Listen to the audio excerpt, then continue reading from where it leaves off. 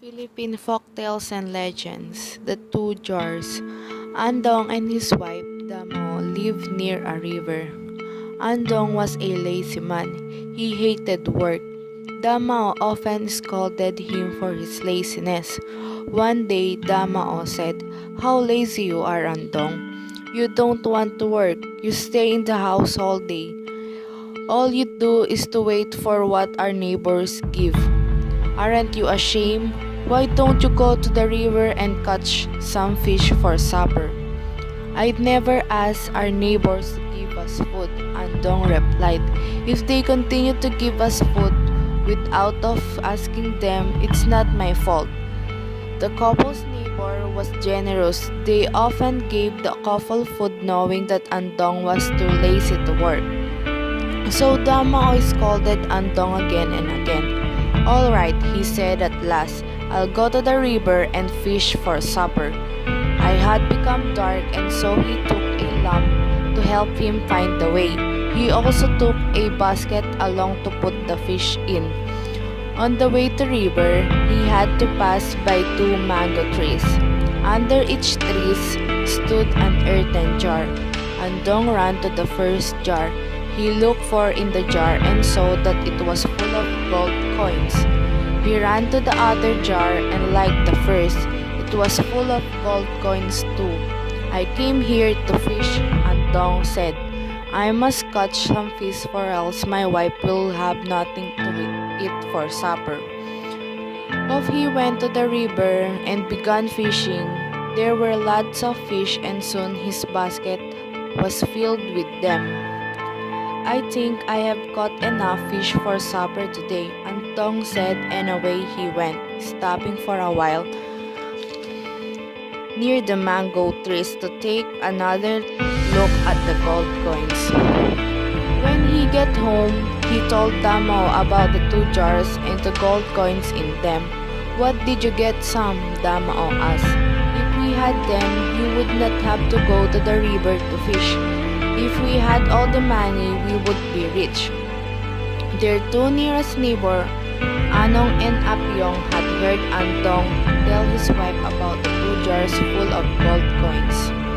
Unknown to the couple, they made plans to get the gold for themselves. They set out with some rope and stout bamboo pole, and they soon got to where a jar were. Anong put his hand on one jar. Apyong put his hand on the other. Both jars were full, all right, but not of gold coins. They were full of carabao manure. Disgusted, Anong and Apyong ran to river and washed their hands for were mad. "Andong will pay for this," Anong said. "How?" asked Apyong. "We will take the two jars to his house and empty the contents on his batalon," answered Anong. Without much ado, the two men tied the jars with pieces of rope and hung them on the bamboo pole. Anong placed one end of the pole in his shoulder. Apyong placed the other end on his own. Soon they got to Andong's house. Andong and Damao were fast asleep. Anong hurried to his own house and got an old buri mat. He took the mat to Andong's house. He spread the mat on the batalon. Then he and Apyong emptied the contents of the jars in the mat and left. Andong soon woke up and went to the batalon. To his surprise, he saw a heap of gold coins on the old buri mat. He did not know that they were not coins he had seen near the river in the evening, and which had been dumped there by Anong and Apyong as manure. Now the manure had turned back to gold. Andong woke his wife and they rejoiced over their good fortune. "What are we going to do with all this wealth?" Damao asked. "Let's invest it in business," Andong replied. So with the money, the couple went into business. It was a small business at first. In order not to arouse the suspicion of their neighbors, the business proposed and Andong and Damao became very rich. Later, Andong told his wife, No kapalaran mo'y maong, anggan ibantak dakad sokong, naakar mo'y peglay na abong. If you are destined for high places, people may try to put you down, but you will still reach your destiny. The origin of the Lake Bulusan. In the early days, Lake Bulusan was a village named Agingay. It was ruled by Raha Pinangunay, a pirate from Malacca in his younger days. It is said that he was a tyrannical and godless ruler. One day, as he was looking out at the beautiful sea, he felt a strong yearning for his days out on the sea. So he gathered his kinsmen and set out to invade the coastal region of the island of Samar. Their invasion proved successful. The whole Raha and his party were able to capture much treasure. They also captured so many men and young women that their vintas were overloaded. The weather was good. The wind blew favorably, and San Bernardino Strait was but a short distance to cross between Samal and the tip of Luzon. But halfway across San Bernardino Strait, a typhoon came. Wave lashed the overloaded vintas. The wind grew strong and the rain made it into dark for them to navigate. For the first time in the life of the old pirate, he was afraid. He saw some of his best men thrown overboard and swallowed up in the whirlpools of the strait. The waves and the wind lashed at them mercilessly. Many of his captives and men got lost in the angry sea. Then the woman started praying. Raha Pinangunay asked them what they are doing.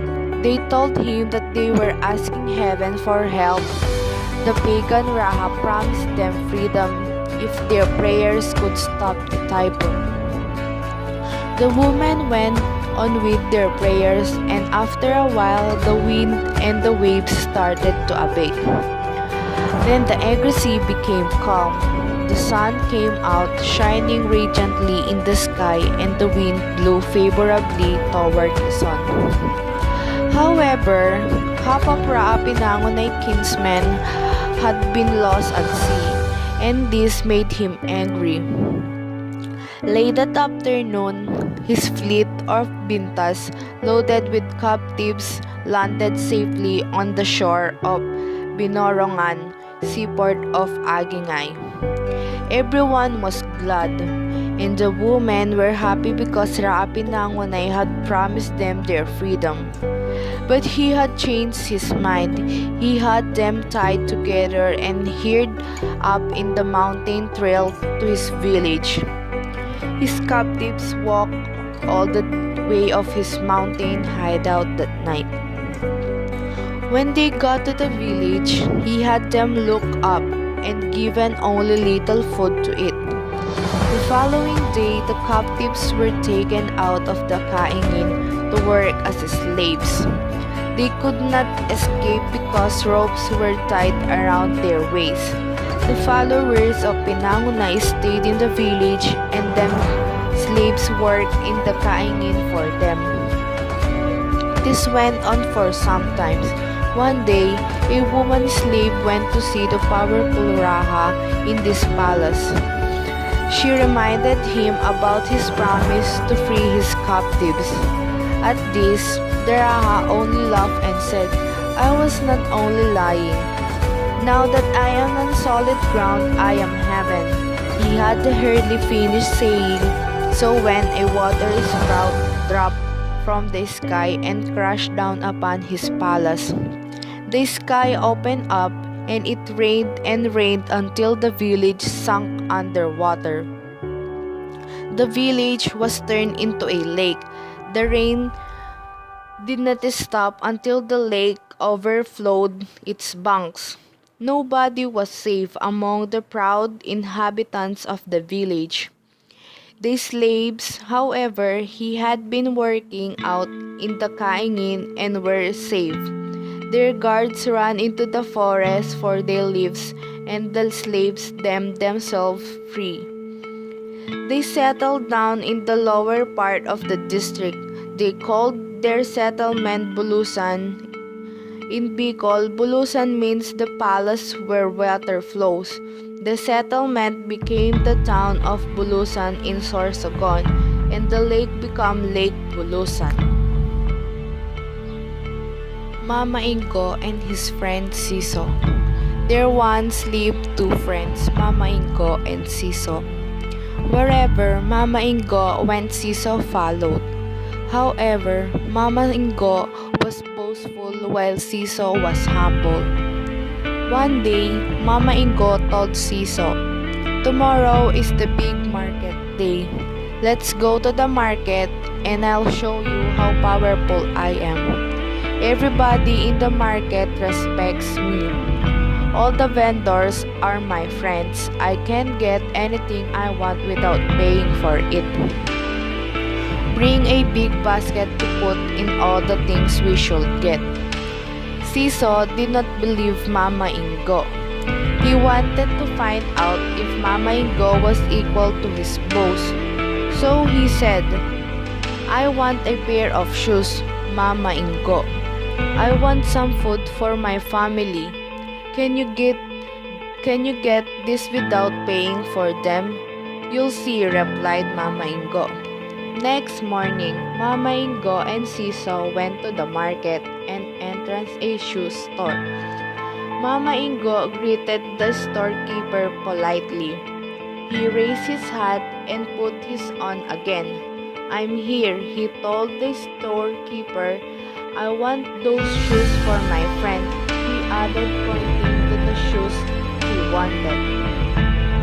The storekeeper reached out for the shoes and gave them to Mama Ingo. "Here," Mama Ingo told Siso as they walked away. "Put these shoes in your basket."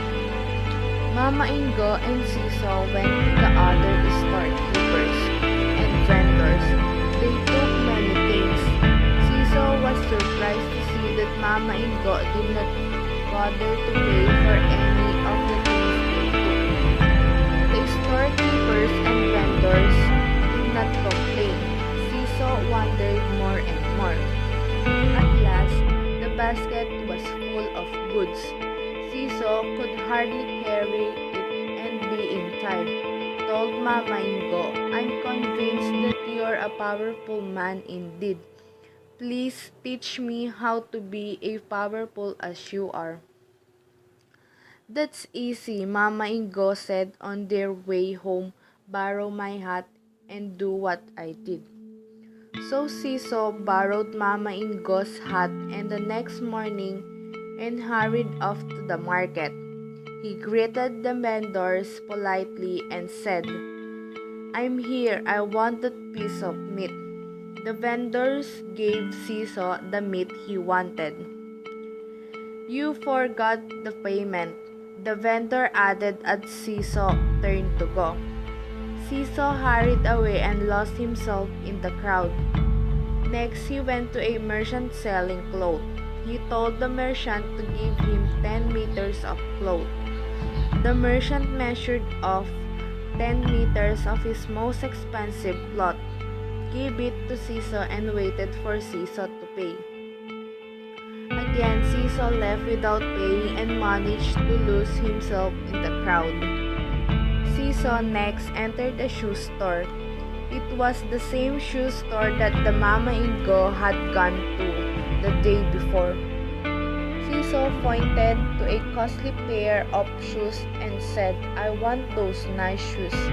The storekeeper gave Siso the shoes and without paying, Siso hastened to leave.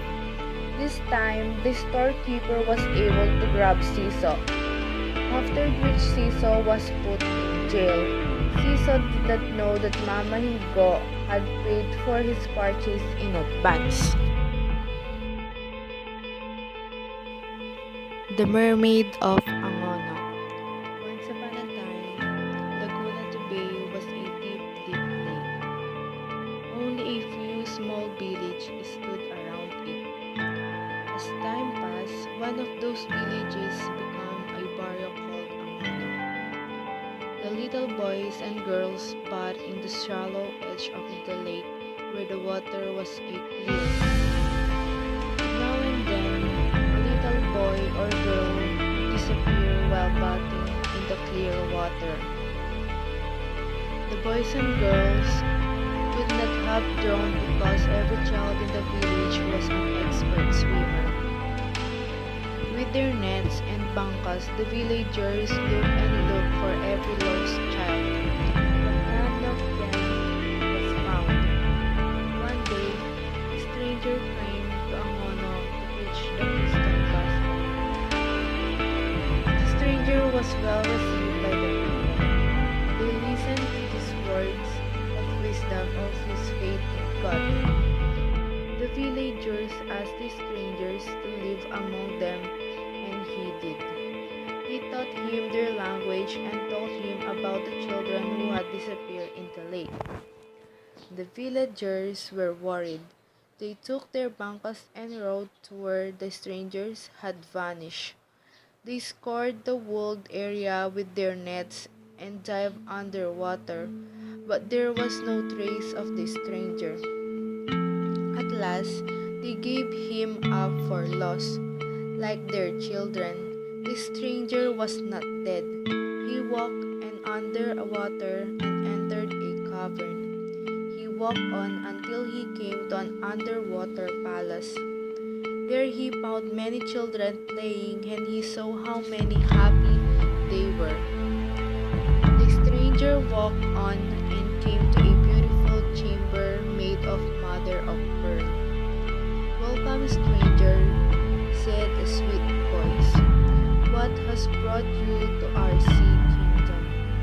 He looked around and saw a mermaid sitting on her throne of pearls. "I'm looking for the lost children of Angono," he said. "They are all right here, safe and happy," replied the mermaid. "Take them back if you wish. Under what condition?"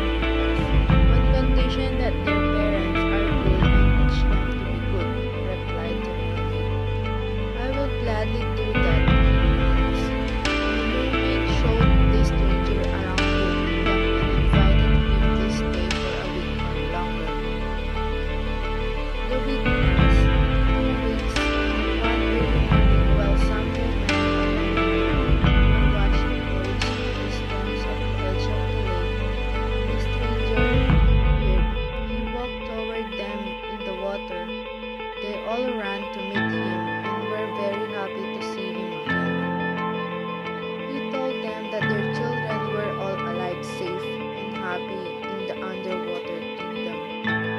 He added that he was soon leaving Angono, and indeed he was gone the next day. Soon after, a missionary came to Angono. The villagers welcomed him. Every after a few days started building a single chapel. The missionary chose the site of the chapel at the site happened to be over a submarine passage, connecting the barrio with the mermaid's underwater kingdom. When the chapel was finished, the missionary said he wanted everyone to meet him. Same evening, the mermaid returned a girl, one of the lost children, to a secret passage under the little chapel. The girl went back to her own. People were very happy and grateful for the stranger. The next day, the people again attended Mass in the village chapel. Each night, one child returned home to his parents until all the lost children got back home. The villagers became good and the mermaid was happy. The fishermen now caught more fish than ever before. The village became prosperous and the people started celebrating a fiesta. As time passed, the once tiny village became a town. The town folk built a big church.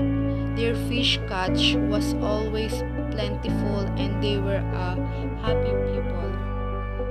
Soon they learned that the mermaid had helped them grow prosperous. In gratitude, they gave a fiesta in her honor. They built a pagoda and held a procession on the lake. The townspeople danced on the rafts made out of bangkas put side by side.